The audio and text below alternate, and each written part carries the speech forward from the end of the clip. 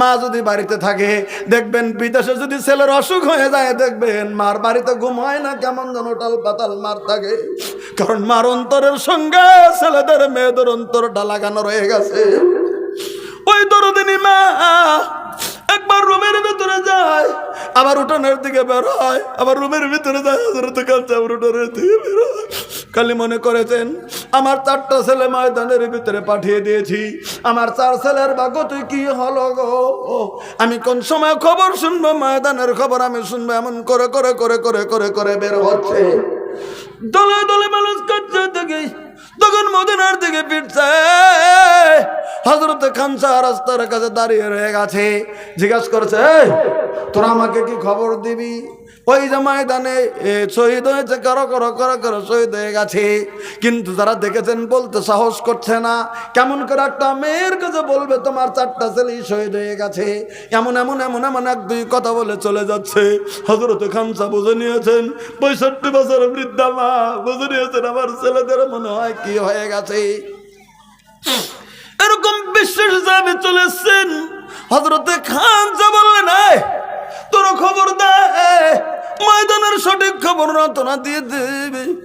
ওই সাহাবীটা বলে দিলেন, মা ওগো আল্লাহর নবীর সাহাবীনী মহিলা, ওগো হযরতে খানসা গো, কি আর খবর দেব, আমি কেবলমাত্র দেখে আসলাম, তোমাকে তো অরিজিনাল কথা না বললে কেমন করে হবে। আমি কেবলমাত্র দেখে আসলাম গো, আপনার 4টা ছেলের লাশ ওই যে ময়দানের ভিতরে পড়ে আছে, তাদেরকেই করার জন্যে, তাদেরকে জানাজা হয়ে যাবে, বিনা গোসলে রেডি হতে চলছে। 4টা ছেলেই ময়দানের ভিতরে আপনার শহীদ হয়ে গেছে, শুয়ে আছে। এই খবরটা যখন দিয়ে দিলেন তখন বলতেছে ছেলেরে, আমার ছেলেদের কথা ছেড়ে দে, ওই ময়দানের ভিতরে তোরা হেরে গেছিস না জিতে গেছিস? বলে দিয়েছেন মা গো, আমরা হারি নাই, আমরা মুসলিম যারা তারা যুদ্ধের ময়দানে জিতে গিয়েছি। নারায়ে তাকবীর।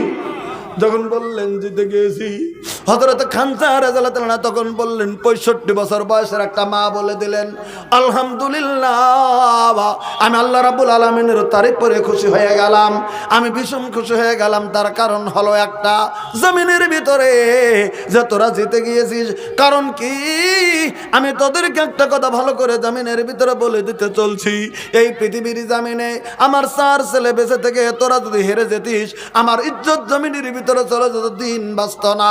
আমার 4টা ছেলে শহীদ হয়ে গেছে, কোনো কথা নাই, তবে তোরা যে জিতে গেছিস তোদের কথা তুই বলে দিলাম, আল্লাহ রাব্বুল আলামিনের তারিফ আমি করলাম। আমার 4টা ছেলে বেঁচে থেকে তোরা যদি হেরে দিতিস, আমার কলিজাটা টুকরা টুকরা হয়ে যেত। না না না, আমি 4 জন শহীদের মা হতে পেরেছি, আমি রাব্বুল আলামিনের তারিফ করে জমিনের ভিতরে আমি অহংকারের গর্ব করে জমিনের ভিতরে বলতে পারবো, আল্লাহ আমি জমিনের ভিতরে 4 জন শহীদের মা। জোরে বলেন সুবহানাল্লাহ।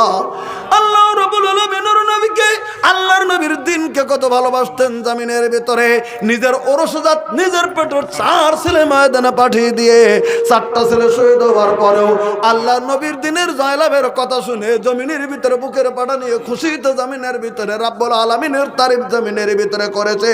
এই হচ্ছে আল্লাহ রাব্বুল আলামিনের নবীর মোহাব্বত জমিনের ভিতরে। আজকে সেই আমরা মুসলমান পৃথিবীর জমিনে, সেই নবীর উম্মত এখনো আছি পৃথিবীর জমিনে, তবে আল্লাহ রাব্বুল আলামিনের নবীকে কতইটুকু মোহাব্বত জমিনের ভিতরে করি। আজকে নবীর সুন্নাত আমাদের কাছে নাই, আজকে নবীর আমল আমাদের কাছে নাই, আজকে নবীর আদর্শ আমাদের কাছে নাই, আজকে নবীর আমল আমাদের কাছে নাই, আল্লাহর নবীর সুন্নাত নাই। যেমন নবী বলে দিয়েছেন, হে আমার সাহাবা কেরাম শুনে রাখো, তোমরা যখনই খানা খাবে তোমরা ডাইন হাত দিয়ে তোমরা খানা খাবে। অনেক জায়গায় নজর করে দেখেন, মানুষ ডান হাত থাকতো বাম হাত দিয়ে চা খায়, এরকম অভ্যাস আছে কিনা ভাই বলেন না?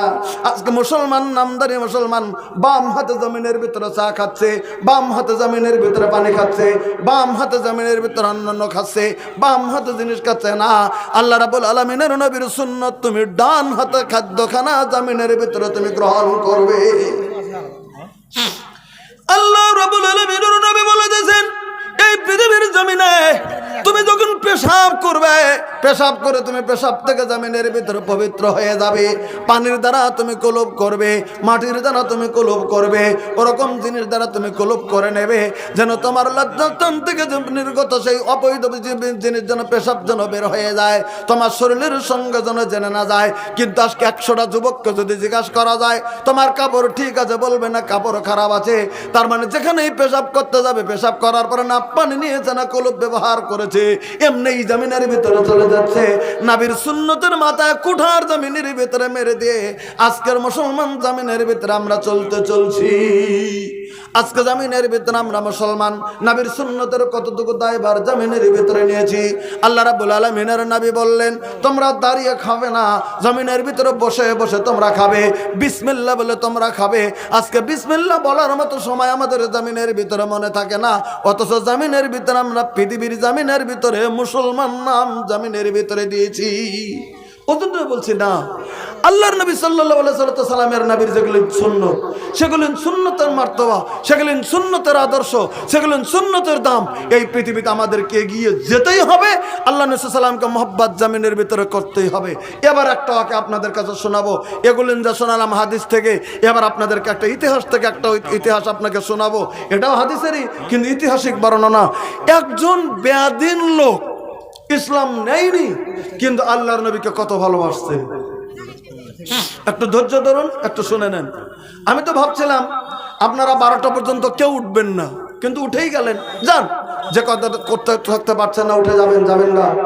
তবে একটা কথা বলছি, একটা বেয়াদিন লোক ইসলাম নেয়নি অথচ আল্লাহর নবীকে পৃথিবীতে ভালোবাসছেন কত। আপনাদেরকে এই কাহিনীটা আমি শোনাতে চলছি। আমার ভাইরা, আপনারা নাম শুনেছেন কি শোনেন নাই? আল্লাহ রাব্বুল আলামিনের নবীর দাদু, তার নাম হযরত আব্দুল মুত্তালিব। আপনারা নাম শুনেছেন? যারা বলেন শুনেছেন? শুনেছেন। হযরত আব্দুল মুত্তালিব পৃথিবীতে আল্লাহর নবীকে ভালোবাসতেন কত। তিনি তো দিন ইসলাম নেয়নি, তখন ইসলাম আসেইনি, তখন ইন্তেকাল করেছেন, কিন্তু নবীকে ভালোবাসতেন কত। প্রমাণ আছে হাদিসে। আর রাহিকুল মাকতুম যদি থাকে আপনারা পড়ে দেখবেন, সেখানে বিস্তারিত বর্ণনা চলে এসেছে আল্লাহ নবী সাল্লাল্লাহু আলাইহি ওয়াসাল্লামকে ভালোবাসতেন কত। আর দাদু আব্দুল মুত্তালিব, আপনারা জানেন আল্লাহ নবী সাল্লাল্লাহু আলাইহি ওয়াসাল্লাম পৃথিবীতে জন্ম হওয়ার আগেই আল্লাহ নবী সাল্লাল্লাহু আলাইহি ওয়াসাল্লামের আব্বা এই পৃথিবী থেকে ইন্তেকাল করেছেন হযরত আব্দুল্লাহ। এটা আপনারা জানেন না? জানেন। হযরত আব্দুল্লাহ ইন্তেকাল করেছেন, তখন আল্লাহর নবী পৃথিবীর জমিনের ভিতরে এসে পায় নাই। তখন আব্দুল্লাহ পৃথিবী থেকে ইন্তেকাল করেছেন ব্যবসা করতে যাইয়া। আল্লাহ রাব্বুল আলামিনের নবী 4 বছর বয়স পর্যন্ত হালিমার ঘরে মানুষ হয়েছেন। এই ইতিহাস আপনারা জানেন। 4 বছর পরে আমিনার ঘরের ভিতরে আল্লাহ রাব্বুল আলামিনের নবীজি চলে এসেছেন। আমিনার ঘরে 2 বছর থেকেছেন জমিনের ভিতরে। পূর্ণিমার চাঁদের মতো ছেলে আমিনার ঘরের ভিতরে মানুষ হতে চলছেন। ইন্দামিন সময় মধ্যে মধ্যে আল্লাহ রাব্বুল আলামিনের নবী মা আমিনাকে জিজ্ঞাসা করেন, মা গো, সবারই আব্বা আছে, কোলে নাই বাবা ছেলেকে, আমার আব্বা কোথায়, কবে আসবে? আমার আব্বার মনে আমার কোলে উঠতে আমার মনটা জমিনের ভিতরে চায়। হযরত আমিনার মতো মহিলা কলিজা ফেটে যায় ছেলের কথা শুনে। আমিনার কলিজার ভিতরে আঘাত লেগে যায়। হায় হায়, আমার ছেলেকে আমি তার আব্বাকে দেখাতে পারলাম না। কলিজার ভিতরে আঘাত লেগে যায়। তাই মনে মনে সিদ্ধান্ত নিয়ে নিলেন, আমার ছেলেকে নিয়ে আমি যাব, আমি মদিনাতুল মুনাওয়ারাতে যাব। মদিনায় আমার স্বামীর কবর আছে। আমি যদি জীবনে আমার ছেলেকে তার বাপকে দেখাইতে না পারি, অন্তত তার বাবার কবরটা আমি আমার ছেলেকে জমিনের ভিতরে দেখানোর ব্যবস্থা করে দেব। তাই কিতাবের ভিতরে লেখেন আল্লাহ রাব্বুল আলামিনের নবী 6 বছর তখন বয়স। হযরত আমিনা তার শ্বশুরকে বললেন, ও আব্দুল মুত্তালিব, আমার শ্বশুর জান গো, আপনি কি অনুমতি দেবেন আমি একটু মদিনাতুল মুনাওয়ারাতে চলে যেতাম? শ্বশুর বলছেন, বৌমা তুমি কেন মদিনা যেতে চাইছো? কইছে যে একটা কারণে যেতে চাইছি, 6 বছরের মোহাম্মদ দেখেন না খালি ওর আব্বা আব্বা আব্বা আব্বা বলে। আমি তো আর বাপকে জীবনে দেখাতে পারবো না, অন্তত আর বাবার কবরটা তো দেখিয়ে দেই। আপনি কি একটু অনুমতি দেবেন আমি একটু ওর বাবার কবরে জিয়ারতে যেতাম? হযরত আব্দুল মুত্তালিব বললেন, বৌমা এমন কথা তুমি কেন বলছো? তুমি একা যেতে চাও কেন? তুমি রেডি হও, আমি তোমাকে সঙ্গে নিয়ে মদিনায় যাব। একবার সুবহানাল্লাহ বলেন। যদিও তিনি ধর্ম তখন এসেছিল না, কিন্তু ব্যবহার ভালো ছিল। বৌমা আমি তোমাকে নিয়ে মদিনায় যাব, চলো। খুব গুরুত্ব দিয়ে ইতিহাসটা শোনেন। আমরা ভাষা বুঝতেছেন তো নাকি?